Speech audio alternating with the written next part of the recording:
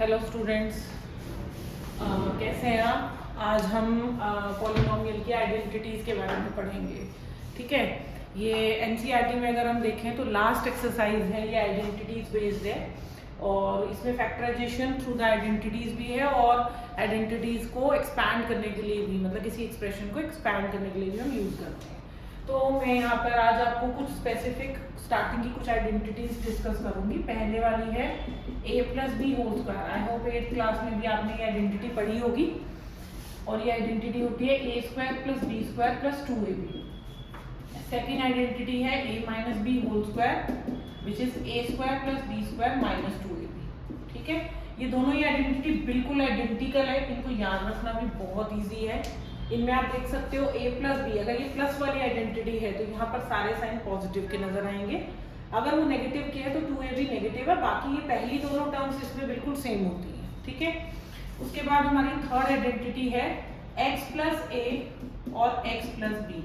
ये आइडेंटिटी तब हम यूज करते हैं जब दोनों ब्रैकेट्स काफी हद तक सेम होते हैं, मतलब इनकी पहली टर्म बिल्कुल सेम होती है बट सेकेंड टर्म बिल्कुल डिफरेंट होती है, और तब हम दो ब्रैकेट्स को मल्टीप्लाई करते हैं। तो हालांकि इनको हम नॉर्मल दो बाइनोमियल को बाइनोमियल से मल्टीप्लाई जिस मेथड से करते हैं उससे भी हम कर सकते हैं, बट इसका एक डायरेक्ट मेथड भी हमारे पास, आइडेंटिटी यूज कर सकते हैं हम इस पे।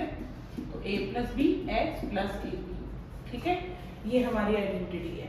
इसको हम एक तरह से ये कह सकते हैं कि एक तरह से ब्रैकेट्स को मल्टीप्लाई ही किया हुआ है, तो यहाँ पर ये जो a और x और b और x जो है इनको यहाँ कंबाइंड किया हुआ है। ठीक है, अगर आपको ये याद नहीं रहती है तो इन दोनों ब्रैकेट्स को आप नॉर्मल मल्टीप्लाई भी कर सकते हैं, you will get the same answer.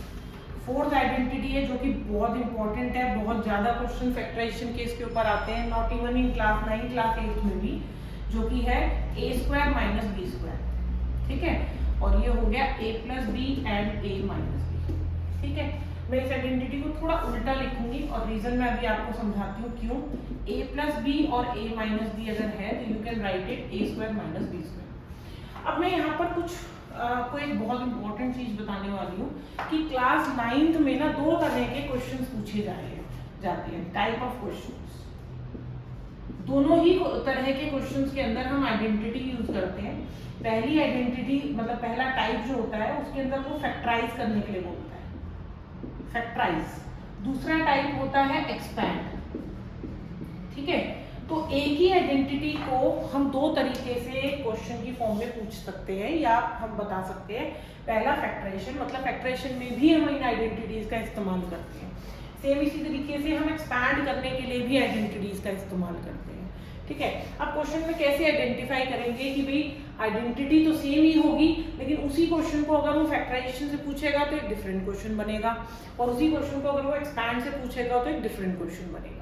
ठीक है, अभी फिलहाल मैंने बहुत ही इजी वाली 4 आइडेंटिटीज यहाँ पर यूज करी हैं, और इन्हीं 4 आइडेंटिटीज को मैं आपको बताती हूँ कि एक फैक्टराइजेशन क्या है और इनमें एक्सपैंड का क्वेश्चन पूछा जाएगा तो किस तरीके से बताना है। ठीक है, तो देखिए जैसे कि आइडेंटिटी आपको यहाँ पर नजर आ ही रही होगी, जहां भी आपको कुछ इस तरह के ब्रैकेट्स नजर आएंगे ना, देख सकते हो आप, ये जो ब्रैकेट्स मैं इनको हाईलाइट करके दिखा रही हूँ आपको, a प्लस बी, इसी तरीके से ये a माइनस बी, ये जो ब्रैकेट्स नजर आ रहे हैं, ये ब्रैकेट जो होते हैं ये कंप्लीटली फैक्टराइजेशन को दिखाते हैं।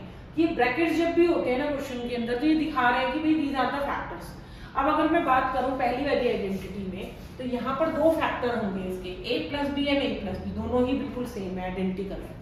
और ये जो फॉर्म है जो राइट हैंड साइड में दी हुई है, ये एक्सपैंडेड फॉर्म है। कहने का मतलब है कि अगर क्वेश्चन में फैक्टराइजेशन बोला जाता है कि फैक्टराइज द फॉलोइंग या फैक्टराइज, और क्वेश्चन इस फॉर्म में दिया गया है, कैसा, a square plus B square plus 2ab, तो आपको उसको कन्वर्ट करके ऐसा बनाना है, देखिए फैक्टर फॉर्म है।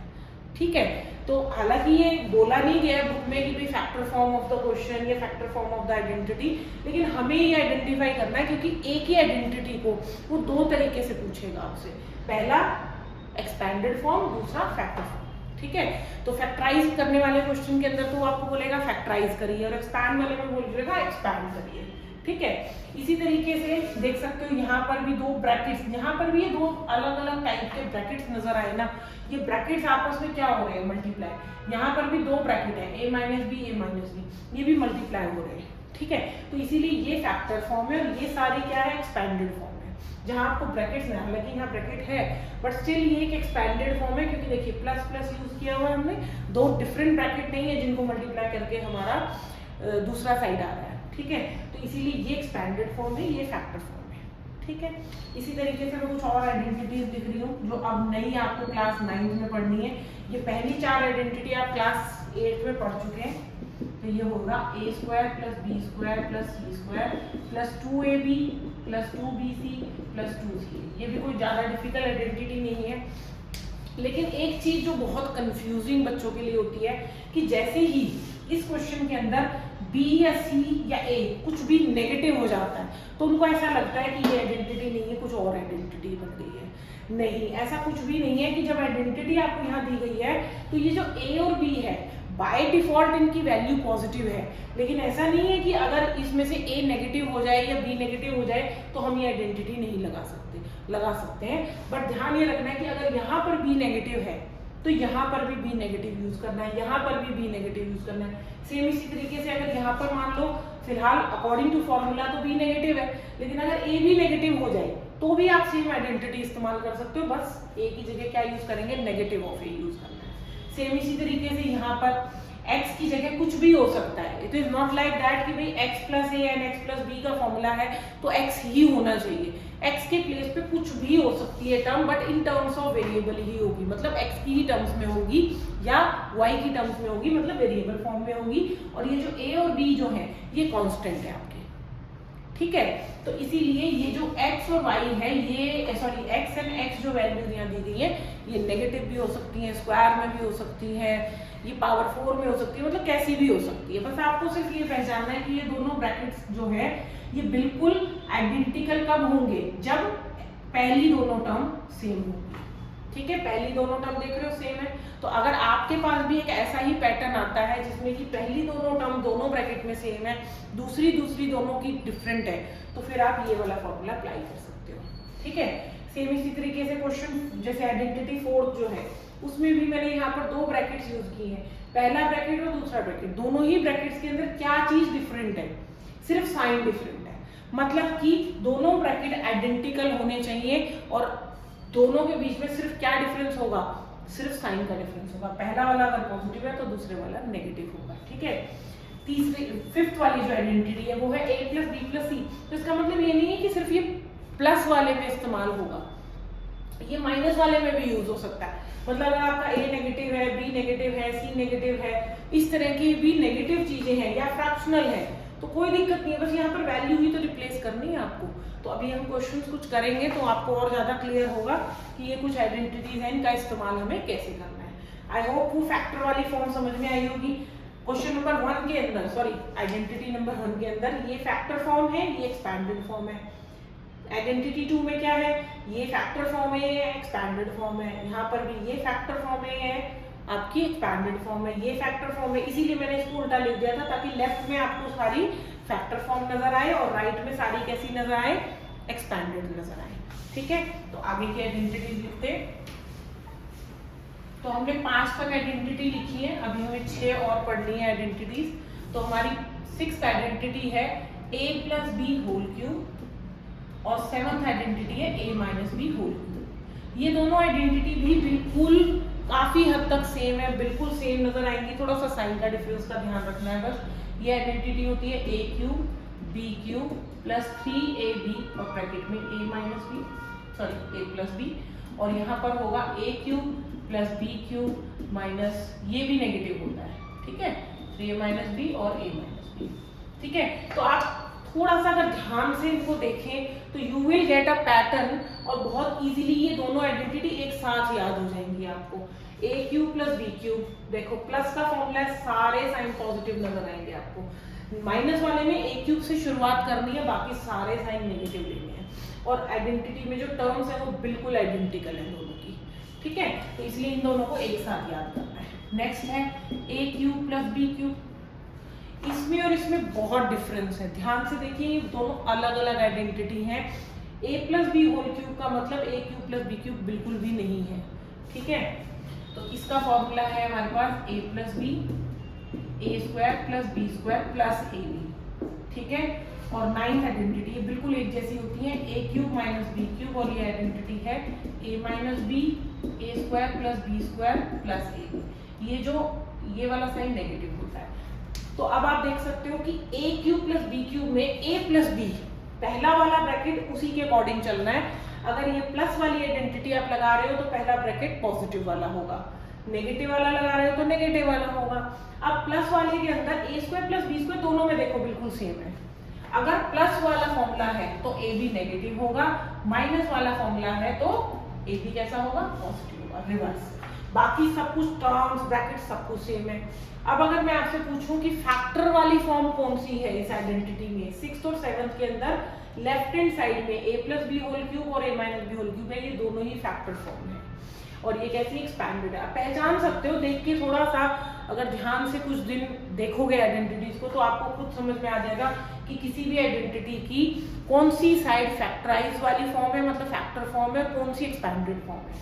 ठीक है, यहाँ पर आप देख सकते हो कि दो ब्रैकेट यहाँ पर राइट हैंड साइड में नजर आ रही है, तो ये दोनों फैक्टर फॉर्म है, राइट हैंड साइड वाली। लेफ्ट हैंड साइड में कैसी एक्सपैंडेड है। एक्सपैंडेड का ये बिल्कुल भी मतलब नहीं है कि आइडेंटिटी में बड़ी लंबी चौड़ी सी कुछ उसका एक्सपैंडेड फॉर्म होनी चाहिए, ऐसा कुछ नहीं है।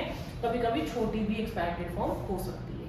ठीक है, 10th आइडेंटिटी है आपकी A cube plus B cube plus C cube minus 3abc, और ये इक्वल टू होता है a plus B plus C, ये पहला ब्रैकेट है। और इसका दूसरा ब्रैकेट मैं नीचे लिख रही हूँ, a square plus B square plus C square plus A b plus b c plus c a. ठीक है, हालांकि ये माइनस होता है, minus A B minus B c minus c a. ठीक है, ये माइनस है। ठीक है जी, तो ये कुछ आइडेंटिटीज हैं जिनके बारे में अभी हम क्वेश्चंस भी करेंगे जिनसे रिलेटेड। ठीक है, और ये बहुत ही इंपॉर्टेंट आइडेंटिटीज हैं आपकी। ठीक है, तो इसके ऊपर कुछ क्वेश्चंस मैं आर.एस. अग्रवाल से सॉल्व कर रही हूँ आप लोग आपके लिए। ठीक है, wait a second, I tell you the exercise from which we are going to do the questions.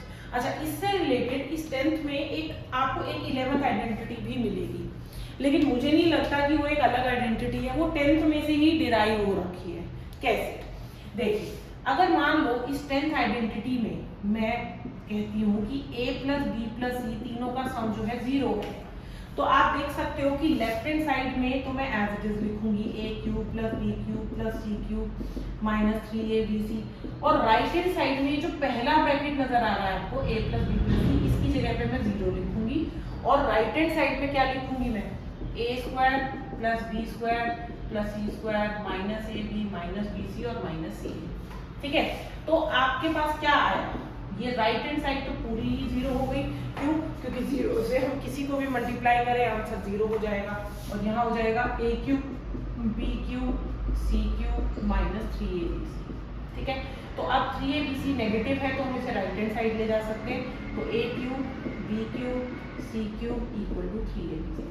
तो एक्चुअली में ये आइडेंटिटी हमें दी गई है विद कंडीशन कि अगर a plus B plus C 0 हो then a cube plus B cube plus C cube जो है वो 3abc के इक्वल होगा।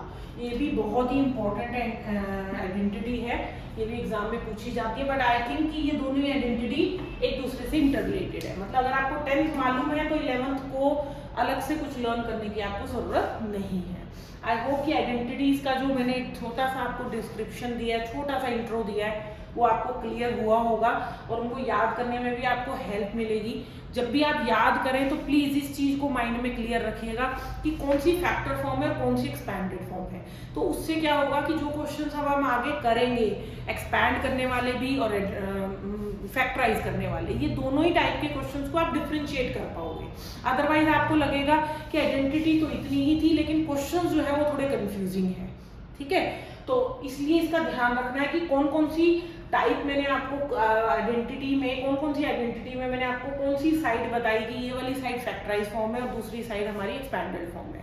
तो अब मैं आपको नेक्स्ट वीडियो में इससे रिलेटेड, इन आइडेंटिटी से रिलेटेड कुछ क्वेश्चंस हम लोग सॉल्व करेंगे, और ये क्वेश्चंस हम सबसे पहले एनसीईआरटी से सॉल्व करेंगे क्योंकि एनसीईआरटी में एक समराइज्ड एक्सरसाइज दी गई है। हालांकि लेंदी है वो एक्सरसाइज थोड़ी सी, लेकिन उसको करने के बाद हमें सारी आइडेंटिटीज को इस्तेमाल करना आ जाएगा कि अगर फैक्टराइज करना है तो कैसे यूज करना है, एक्सपैंड करना है तो कैसे यूज करना है। उसके बाद हम लोग RS अग्रवाल से क्वेश्चंस करने स्टार्ट करेंगे। ठीक है, तो तब तक आप लोग नेक्स्ट वीडियो देखें, उससे पहले आप ये सारी आइडेंटिटी एक जगह नोट डाउन करके रखेंगे और इनको ध्यान से स्टडी भी करेंगे। शुरू में कोशिश नहीं करिएगा कि वे सारे एकदम से मुझे लर्न हो जाएं। शुरू में जब आप क्वेश्चंस करेंगे तो आइडेंटिटीज को देखकर समझ के क्वेश्चंस करिए। धीरे धीरे जब आप उनका इस्तेमाल करना शुरू कर दोगे आपको ऑटोमेटिकली वो लर्न होनी शुरू हो जाएगी।